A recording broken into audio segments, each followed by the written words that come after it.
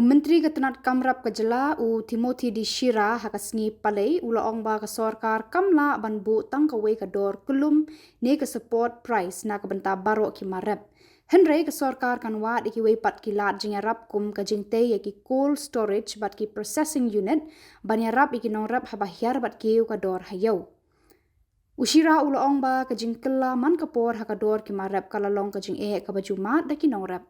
Dan kipor bakador ki marep kahyar bha ndre hadin katu ka nipor ka kiu biang kani ka jingkiu bajing hiar ka jujiam man kapor kumta ka Sorkar ka hab ban perkhat ki we ki policy ban yada yaki nongrap na kum kini ki jing hakis nam ban wan habakli halor ka jing dawa ban bu support price na ka benta Baroh ki marep menteri ulaong ba kani kamlong ka bala ban le namarkan kta jur ya ka pisa ka Sorkar.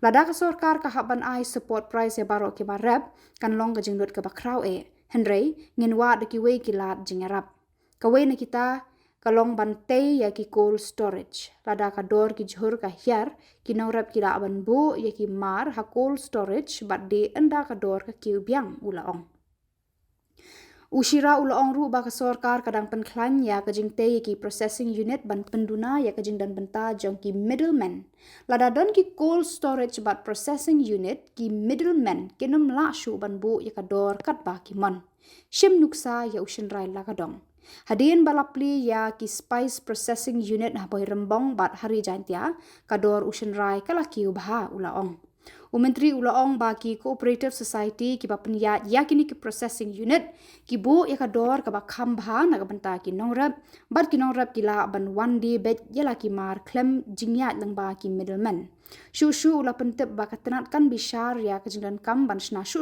ya ki cold storage bat processing unit ban penduna ya ka jingjulor ki marap hadin baladap lum na ki lengkha. Yeah, it will be held most probably in the old site because the committee and many members of the Vangal committee, they are of the opinion that if it is shifted to another place, it will lose its originality. And it will affect the sentiment.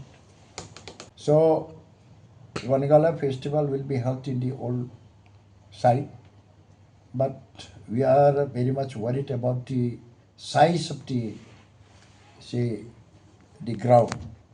Whether it will be possible to accommodate so much of crowd or not. Now the committee, a small committee to look after all this will be formed. The chairman will be the commissioner, deputy commissioner of the district, West Garo Hills, and they will form the committee and look into this matter. And the Chibaragri, that is the second old place now. That means that is the place where every year the Vangala festival is taking place. So Asanangto, there is no place at all. But at Chibarage, we have improved the place. 1,000 drum. Yeah, we are trying to organize the 1,000 drum. So now, in place of 100, say 100 drums plus dancers are there 100, 200. So 1,000 drums means 2,000 plus the musician, others will be there, say around 2,500 dancers will be there. Yeah, we are trying to put it in the record, in the Genesis book, 1,000 drum.